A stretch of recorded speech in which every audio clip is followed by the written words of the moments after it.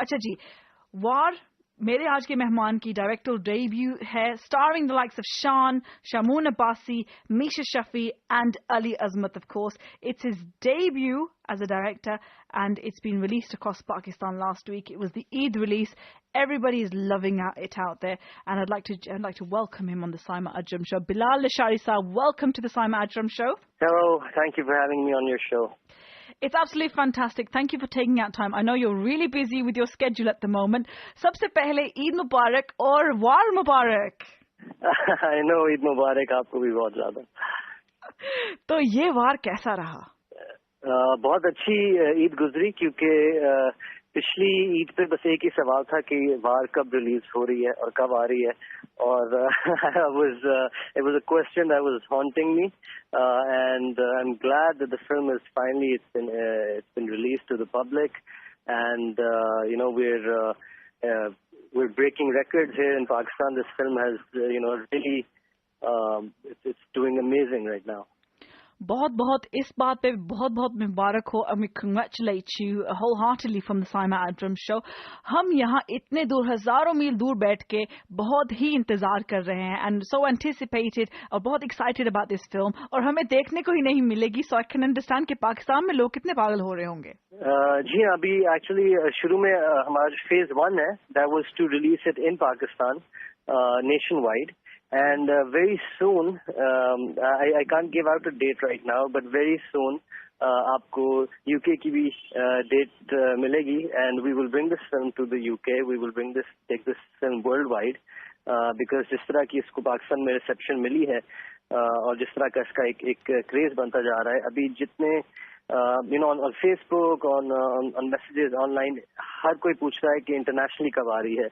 UK से बहुत ज्यादा लोग हैं जिनका इंटरेस्ट है इस फिल्म के अंदर. They're dying to see this film. So right now our priority, हम पाकिस्तान की रिलीज तो हमारी हो गई है, अब हमारी सारा focus is on getting this film to the audiences worldwide.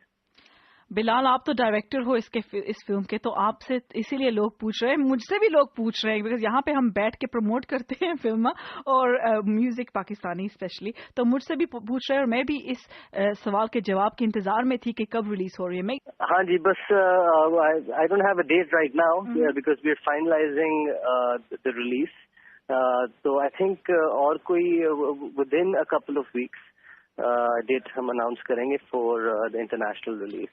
Film के बारे में हम इतना, obviously we haven't seen the film, लेकिन ट्रेलर हमने देखा और मेरे तो रोंगटे खड़े हो गए. फैंटास्टिक, वेरी वेल मेड, लेकिन इस फिल्म का म्यूजिक नहीं है.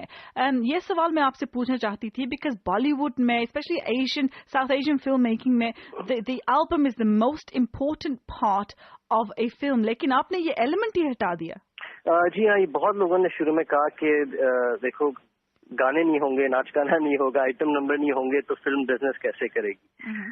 दैट वाज समथिंग जो कॉन्स्टेंटली लोग कह रहे थे, बट आई वाज